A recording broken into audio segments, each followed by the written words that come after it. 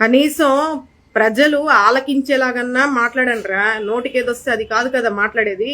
ప్రజలు నమ్మే విధంగా మాట్లాడండి. జగన్మోహన్ రెడ్డి అక్కడ నుంచి వచ్చి నికృష్టుడు స్క్రిప్ట్ ఇచ్చి మాట్లాడిచ్చలా. ఎదవా, పనికి మళ్ళీ ఎదవా. ఓ తిప్పుకొని మాట్లాడుతున్నావు, దేనికల్లా తిప్పుకొని మాట్లాడుతున్నావు. నీలాంటోడికి ఆడవాళ్ళందరూ కలిసి చెప్పుతోను రోడ్డు మీదకి వస్తే చెప్పుతో పెట పెట పెట పీకాలి. అప్పుడు కానీ బుద్ధి రాదు మీలాంటోళ్ళకి. ఏం మాట్లాడుతున్నావు? ఏమంత బాధ అసలు, ఎంత చించుకొని అసలు. చూడండి అన్న ఒకసారి ఏ విధంగా. నేను తప్పుగా ఏమన్నా మాట్లాడానేమో ఒకసారి చూడండి.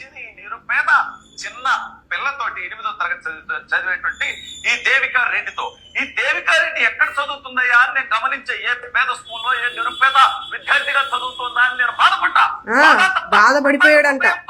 నేను కన్నీరుతో ద్రవించిపోయా. ఆ తర్వాత నాకు తెలిసింది, ఇలాంటి ఎదవలకి ఇంట్లో తినడానికి తిండి ఉండదు గాని బాధపడిపోతున్నాడంట, అసలు ఆవేదన పడిపోతున్నాడంట, చలించిపోతున్నాడంట హృదయం. బయటికి వెళ్లి 10 మందికి భోజనం పెట్టరా, అప్పుడు తెలుస్తుంది. అంతే తప్ప వీడియోల ముందుకు వచ్చేసి బాధపడిపోతున్నాను, చలించిపోతున్నాను, ఇలాంటి ఎదవల్ని ఎంకరేజ్ చేయకూడదు. ఇలాంటి వాళ్ళకి ఎప్పటికప్పుడు రఫ్ అండ్ టఫ్ ఇస్తే కానీ నోరు అన్ని మూసుకొని ఇంట్లో కూర్చుంటారు. బాధపడిపోతున్నాడంట తెగ. బాధపడిపోయేవాడు వెళ్ళి బయటికి వెళ్ళి, ఎంతో మంది పేదవాళ్ళు ఉన్నారు, ఎంతో మంది నిరాశ్రయులు ఉన్నారు, ఎంతో మందికి ఎన్నో అవసరాలు ఉన్నాయి, దిక్కులేని వాళ్ళు చాలా మంది ఉన్నారు. అలాంటి వాళ్ళకి వెళ్ళి సహాయం చేయి నువ్వు. ఇలాంటి వీడియోలు తీసుకొని చిల్లర డబ్బులకి ఒక పార్టీకి కొమ్ము కాస్తూ చిల్లర పేటిఎం బ్యాచ్ గడ్ లాగా ఉన్నది మీరురా, పనికిమాల వెదవల్లారా. ఇలాంటి వాళ్ళు ఇంకా ఇలాంటి దుర్మార్గాలు చూస్తూ కూర్చోవాలి. స్కూల్లో 8th క్లాస్ చదువుతున్నంట. అక్కడ కనీసం వరస్ట్ లో వరస్ట్ 1,00,000 ఫీజు ఉంటుంది 8వ తరగతి అంటే. చూడండి, దేవికా రెడ్డి అనేటువంటి పాపకి ఇంకో సోదరి కూడా ఉంది. ఆవిడ చదువుతుండగా ఆవిడ కోడి 1,00,000 వేసుకుందాం అదవం దౌర్భాగ్యం కొద్ది కుటుంబ సభ్యులందరినీ తీసుకొస్తున్నారు. వచ్చింది ఆ పాప దేవికా రెడ్డి కాకుండా మళ్ళీ వాళ్ళ సిస్టర్ని, వాళ్ళ అమ్మని, వాళ్ళ నాన్నని, ఇంకా అందరినీ తీసుకురండి రోడ్డు మీదకి. మీ బతుకులు ఎంతే కదా. ఐటీడీపీ వాళ్ళు, యూట్యూబ్ వాళ్ళు, మీరందరూ ఇయే కదా చేసేది. ఒకళ్ళు ఎవరన్నా ముందుకు వచ్చారని అంటే దాన్ని ఓరవలేక చూడలేక అసూయతో ఈ విధంగా ట్రోల్స్ చేస్తూ ఉంటారు. ఇయే మీ బతుకులు. 3 లక్షల రూపాయలు వీడు చూసొచ్చాడు. 3 లక్షల రూపాయలు అంట. వస్తే ఎంత వస్తుంది? 15,000. 3 లక్షల రూపాయలు వీళ్ళిద్దరికి ఫీజు కడతా ఉంటే అందులో 15,000 రూపాయలు ప్రభుత్వం అమ్మఒడి ఇవ్వలేదు కాబట్టి ఈవిడ గారికి బాధ వచ్చేసింది, ఈవిడ గారికి ఏడుపు వచ్చేసింది. జగన్మోహన్ రెడ్డి కంటే సిగ్గు లేదు. బట్ పాపం చిన్న పిల్ల, పసి పిల్ల, ఆ పిల్ల గురించి మాట్లాడంటే నాకు బాధగా ఉంది. చూడండి ఎలా మాట్లాడుతున్నాడు. ఆవిడకంట, ఆ పాపకంట, ఈమెకి బాగా ఏడుపు వచ్చేసింది. అంటే ఏడుపు అనేది డబ్బులు ఇవ్వలేదని ఏడుపు వస్తుందా, లేదంటే ఒక అభిమానాన్ని నచ్చిన నాయకుడు కళ్ళ ముందు కనిపిస్తే ఆనందాన్ని ఒక ఏడుపు రూపంలో, బాధలో ఆవేదనని, ఆ ఆవేశాన్ని, ఆ పాప అంత చిన్న వయసులో ఇష్టమైన వాళ్ళు ఎదురుగుండా కనిపిస్తే దగ్గరికి వెళ్ళి చూడాలి, ఫోటో దిగాలని అంత సంతోషంతో ఆ పాప ఉంది. దాన్నంట ఇతను బాధపడిపోతున్నారంట. ఆ పాప బాధపడిపోయి ఏడు చేస్తుందంట. చూడండి మళ్ళీ జగన్మోహన్ రెడ్డిని సిగ్గులేనోడని చెప్పేసి ఎలా మాట్లాడుతున్నాడో విన్నారు కదా మీరు. ఏమనాలి వీళ్ళ ఇలాంటి వాళ్ళని ఏమనాలి? అది ఆ అమ్మవాడి ఎటకారం.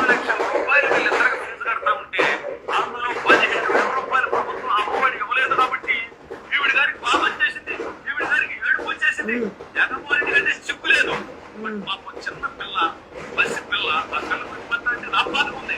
కానీ దౌర్భాగ్యం చేసింది ప్రజలే తెలియజేయాలి. ఈ పాప తల్లిదండ్రులైన బాధ్యత తీసుకుంటూ మీకు వినపడట్లేదని నాకు అర్థమైంది. ఇక్కడ సౌండ్స్ వస్తూ ఉన్నాయి, అందుకని నేను మ్యూట్ లో పెట్టాను. పైగా ఈ దేవికా రెడ్డి అనేటువంటి పాపకి ఇంకో సోదరి కూడా ఉంది. ఆవిడ చదువుతుండగా ఆవిడ కోడి 1,00,000 వేసుకుందాం అదవం దౌర్భాగ్యం కొద్ది మొత్తం కలిసి 3 లక్షల రూపాయలు ఏడాదికి ఫీజు కడుతున్నారు. ఇందులో ఆ అమ్మవాడి వస్తే ఎంత వస్తుంది? 15,000.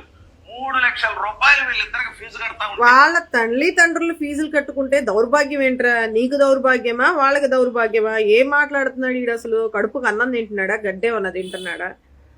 దౌర్భాగ్యం కొద్దీ ఫీజులు కట్టుకుంటున్నారంట. నువ్వు మరి ఊరికే చదివిపించేస్తున్నట్టున్నావు స్కూల్లో. నీకు ఎవరో ఉండి చదివిపిస్తున్నారు. 15,000 రూపాయలు ప్రభుత్వం అమ్మఒడి ఇవ్వలేదు కాబట్టి ఈవిడ గారికి బాధ వచ్చేసింది, ఈవిడ గారికి ఏడుపు వచ్చేసింది. జగన్మోహన్ రెడ్డి కంటే సిగ్గు లేదు. బట్ పాపం చిన్న పిల్ల, పసి పిల్ల, ఆ పిల్ల గురించి మాట్లాడితే నాకు బాధగా ఉంది. కానీ ఈ దౌర్భాగ్యం చేపించింది ప్రజలకు తెలియజేయాలా. ఈ పాప తల్లిదండ్రులైన బాధ్యత లక్షల రూపాయలు ఇద్దరు పిల్లలకు ఫీజు కడుతుంటే 15,000 రాలేదు కాబట్టి చాలా ఇబ్బందికరంగా ఉందంట కుటుంబానికి. నాకు అర్థం కావట్లా. పైగా సరే అక్కడికే వద్దాం, జగన్ మోయ ఉంటే ఒక్కడికి ఇచ్చేవాడమ్మా.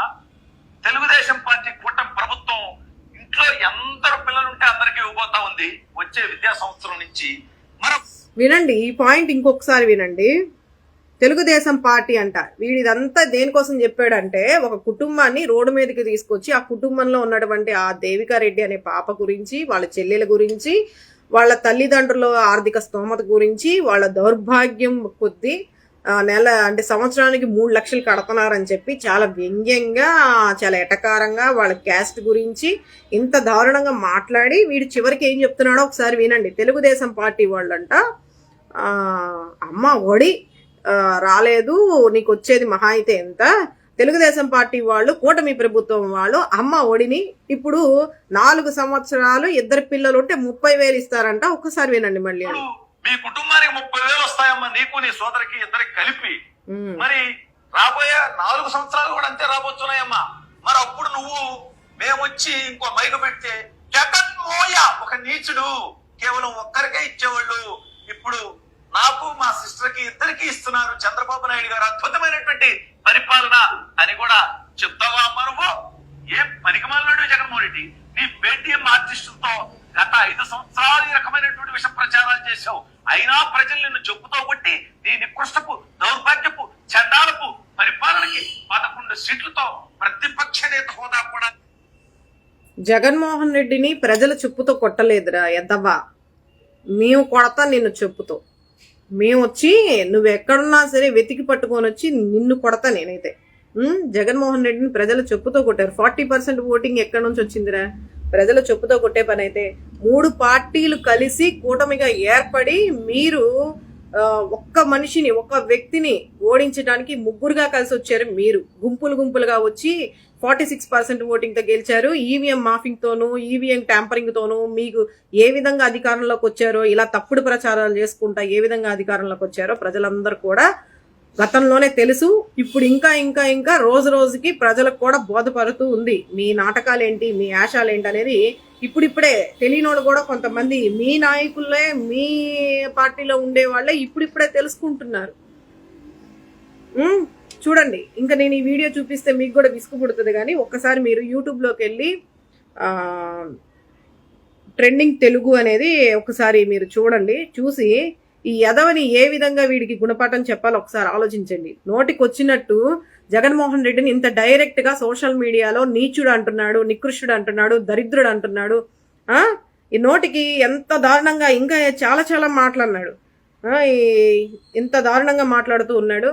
కూటమి ప్రభుత్వం అంట 30,000 ఇస్తుందంట, ఒక్కొక్కరికి 15,000 అంట. మరి ఏది 9 నెలలు అవుతుంది ఇంతవరకు ఏది 15,000? ఎంతమందికి వేశారు? ఎంతమంది పిల్లలకి వేశారు? ఇంట్లో 3 ఉంటే 3కి 15,000, 4 ఉంటే 4కి 15,000, 18,000 ఇస్తున్నారు కదా. మరి ఏది ఎంతమందికి ఇచ్చారు 9 నెలల్లో? ఈ సంవత్సరం లెక్క చెప్పబోయి ఫస్ట్ నువ్వు. వచ్చే రాబోయే 4 సంవత్సరాల గురించి కాదు, ఇప్పుడు అధికారంలోకి వచ్చి 9 నెలలు అవుతుంది. ఏం చేశారు? ఏం హామీలు నెరవేర్చారు? సూపర్ 6లు అన్నారు, ఏమన్నా ఇచ్చారా ఒక్కటన్నా? ప్రజల్ని మభ్యపెడుతూ రోజుకు ఒక డైవర్షన్ పాలిటిక్స్ చేస్తూ ఏదో ఒకటి ఎలిగేషన్ తీసుకొస్తూ ఎక్కడో చోట గొడవలు పెడుతూ ఎక్కడో చోట ఏదో ఒకటి చేసి ప్రజల్ని డైవర్ట్ చేసి వాళ్ళ పిచ్చోళ్ళని చేసి మీరు రాజ్యాలు ఏరుతా ఉన్నారు. వచ్చే రాబోయే 4 సంవత్సరాల్లో 30,000 వస్తాయి. జగన్మోహన్ రెడ్డి అమ్మఒడి ఏమి ఇచ్చాడని చెప్పేసి ఎటకారం మాట్లాడారు కదా. అధికారంలోకి వచ్చిన దగ్గర నుంచి కూడా 2 సంవత్సరాలు కరోనా ఉన్నా కూడా, అంత తీవ్ర స్థాయిలో ఉన్నా కూడా, ప్రపంచవ్యాప్తంగా ఆర్థిక పరిస్థితి అస్తవ్యస్తం అయిపోయినా సరే జగన్మోహన్ రెడ్డి తనకున్న నిస్సహాయ స్థితిని ఏ రోజు కూడా మీడియా ముందుకు వచ్చి మీరే ఆదుకోవాలి, మన ఆర్థిక పరిస్థితి బాగాలేదు, మన రాష్ట్ర పరిస్థితి బాగాలేదు, మీరే ఆదుకోవాలి, కావాలంటే ఎదురు మీరే ఇవ్వండి, మీరే ఫండింగ్లు మాకు ఇవ్వండి అని చెప్పేసి ఏ రోజు జగన్మోహన్ రెడ్డి కరోనా టైం ఉన్నా కూడా ఏ రోజు బైక్ ముందుకు వచ్చి ప్రజల ముందుకు వచ్చి ఏ రోజు బేదేడుపులు ఏడవలా మీలాగా. అర్థమైందా? మాట ఇచ్చాడు, మాట ఇచ్చిన టయానికి కరెక్ట్ గా నిలబెట్టుకొని ముందే టైం చెప్పి డైరెక్ట్ గా ఈ మధ్యవర్తులు ఎవరు లేకుండా డైరెక్ట్ గా ఎవరైతే అర్హులో వాళ్ళ అకౌంట్లకి డబ్బులు జమ అయ్యేలాగా ప్రతిదీ కూడా పిన్ టు పిన్ లెక్కలతో సహా ఎంత ఖర్చు పెట్టాం, ఎంత ఉంది, ఎంతది ప్రజలకి డైరెక్ట్ బ్యాంక్ అకౌంట్ లో వేసాం, ఇవన్నీ కూడా ఏ రోజు చేయబోతున్నాం, ఎప్పుడు అమలు చేయబోతున్నాం, ఎక్కడ చేయబోతున్నాం అనేది కూడా పిన్ టు పిన్ చెప్పి చేశాడ్రా. అది నాయకుడి లక్షణం అంటే. అంతే తప్ప ఎలక్షన్స్ కి ముందు ప్రజల్ని నమ్మించి మీకు ఇంత ఇస్తాం అంత ఇస్తాం అని చెప్పేసి ఒక్కొక్కరిని బాగా ఆశ చూపించి అధికారంలోకి వచ్చిన తర్వాత రాష్ట్ర ఆర్థిక పరిస్థితి బాగోలేదు, రాష్ట్ర పరిస్థితులు అసలు బాగలేదు, ఏదన్నా సంపద సృష్టించిన తర్వాతే సంక్షేమాలు ఇస్తామని చెప్పేసి పేద ఏడుపులు ఏడుస్తా నిస్సహాయ స్థితిలో ఎందుకు ఈ నాటకాలు ఇవన్నీను ప్రజల్ని నమ్మించి ఈ నాటకాలు చేయడం ఎందుకు? వచ్చే సంవత్సరాల నుంచి అమలు చేస్తారా? మరి ఈ సంవత్సరం ఏమైపోయినట్టు? 9 నెలలు అవుతుంది ఇంతవరకు. స్త్రీలకి ఉచిత బస్సు అన్నారు, ఇచ్చారా? నిరుద్యోగ భృతి 3,000 అన్నారు, ఇచ్చారా? ఆడపిల్లలకి 18 సంవత్సరాలు దాటిన తర్వాత డబ్బులు 1,500 ఇస్తా అన్నారు, ఇచ్చారా? ఏం చేశారు మీరు? గ్యాస్ సిలిండర్లు 3 ఇస్తా అన్నారు, ఇచ్చారా? 3 అని చెప్పి 1 ఇవ్వటము, కొంతమందికే ఇవ్వటము, అర్హులైన వాళ్ళకి ఏదో ఒకటి అంటే ఏదో ఒకటి చెప్పేసేసి వాళ్ళకి ఏదో ఒక ఎలిగేషన్ పెట్టేసి చాలా మందిని కూడా ఖాతాదారులని తొలగించేయడం, ఇలాంటి పనులే కదా మీరు చేస్తుంది. వాలంటరీ వ్యవస్థని కొనసాగిస్తా అన్నారు, చేశారా? ఏం చేశారు మీరు?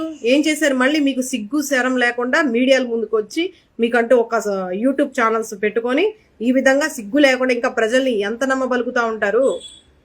ఖచ్చితంగా మీ అందరూ కూడా ఎవరైతే తప్పుడు ప్రచారాలని చేస్తూ ఉన్నారో ఒక కుటుంబాన్ని రోడ్డు మీదకి తీసుకొచ్చి కుటుంబాన్ని కూడా వేరే వాళ్ళ కుటుంబాన్ని, ఆడపిల్లల కుటుంబాన్ని ఒక రాజకీయంగా మీరు మలుచుకొని ఏదో పైకి ఎదగాలని చూసుకుంటున్నారేమో, ఇంకా ప్రజల్ని నమ్మించాలని చూస్తున్నారేమో.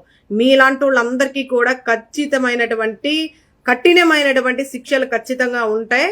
ఖబర్దార్. చాలా ఎంత దారుణంగా మాట్లాడుతున్నారంటే మీలాంటి వాళ్ళందరినీ క్షమించాల్సినంత అవసరం అయితే ఖచ్చితంగా ఉండదు రాబోయే రోజుల్లో. ఒకసారి ఇతగాడు మాట్లాడే విధానం, ఇతగాడు మాట్లాడే వైఖరి ఒకసారి మీరు అందరూ కూడా గమనించండి. ట్రెండింగ్ తెలుగట ఒకసారి చూసి వాడి సంగతి ఏంటో ఒకసారి చూడండి. అందరూ కూడా ఎంత దారుణంగా మాట్లాడుతున్నాడు. ఒక మాజీ సీఎం అనేది కూడా లేకుండా కనీసం మినిమం ఒక మనిషిగా కూడా గుర్తించకుండా నీచుడు నికృష్టుడు అని ఇంతమంది అభిమానులు ఉంటే, ఇంత పెద్ద పార్టీకి ఇంత పెద్ద పార్టీ శ్రేణులు కార్యకర్తలు ఇంతమంది ఉంటే నువ్వు అంత ధైర్యంగా ఒక యూట్యూబ్ ఛానల్ పెట్టుకొని చిల్లర డబ్బుల కోసం చిల్లర వెదవ్వి నువ్వు ఒక దాని గురించి విమర్శించే స్థాయికి నువ్వు ఉన్నావా? నువ్వు మాట్లాడాలనుకుంటే ఎన్నో జరుగుతున్నాయి. ఇప్పుడు మీ దాంట్లోనే ఉన్నాయి, చాలా లొసుగులు మీ దాంట్లోనే ఉన్నాయి. మాట ఇచ్చేంత వరకు మాట నిలబెట్టుకోలేదు. వాటి గురించి మాట్లాడు. ఎప్పుడు చేస్తాము, ఎప్పుడు వస్తుంది, ప్రజలకి ఏ రోజుల్లో చేయబోతున్నాము అని చెప్పేసి మాట్లాడండి. అయిపోయిన దాని గురించి మాట్లాడడం కాదు, మీరేం చేయబోతున్నారో అది, దానికోసం మిమ్మల్ని ప్రజలు ఎన్నుకున్నది. అంతే తప్ప మీ ఇష్టారాజ్యం ప్రకారం అధికారాన్ని దుర్వినియోగం చేస్తూ నోటికొచ్చినట్టు మాట్లాడుతూ ప్రజలకి ఇంకా తప్పుడు సమాచారాలను అందిస్తూ ప్రజల్ని మాయ చేస్తూ వాళ్ళకి ఇవ్వాల్సినవన్నీ ఇవ్వకుండా మీరు కాలం గడుపుకోవడానికి, మీ జేబులు నింపుకోవడానికి, మీరు గర్వంతో విర్రవీగిపోయి మీ ఇష్టం వచ్చినట్టు అందరినీ అక్రమ కేసులు పెట్టి చేయడానికి కోసం కాదు. ఇతని పేరేమో తెలియదు కానీ అండి, ఈ వీడియో చూసాక నా ఆవేశాన్ని మటుకు నేను కంట్రోల్ చేసుకోలేకపోయా. ఏదన్నా తప్పుంటే మటుకి క్షమించండి. ఎందుకంటే ప్రతి ఒక్కరికి కూడా ఒక అభిమానం అనేది ఉంటుంది. ఒక అభిమాన నటుడు ఉంటాడు, ఒక అభిమాన నాయకుడు ఉంటాడు. అది ఏంటనేది ప్రతి ఒక్కరికి దేనికోసం అనేది కూడా ప్రతి ఒక్కరికి కారణాలు చెప్పుకోవాల్సిన అవసరం లేదు. ఇప్పుడు మన నాయకుడిని తిట్టేటప్పుడు ఇంత దారుణంగా నీచుడు నికృష్టుడు అని మన కళ్ళ ముందు తిడతా ఉంటే చూస్తూ ఊరుకోవాల్సినంత అవసరం అయితే లేదు. ఇలాంటి వాళ్ళందరికీ గట్టిగా బుద్ధి చెప్పి తీరాలి.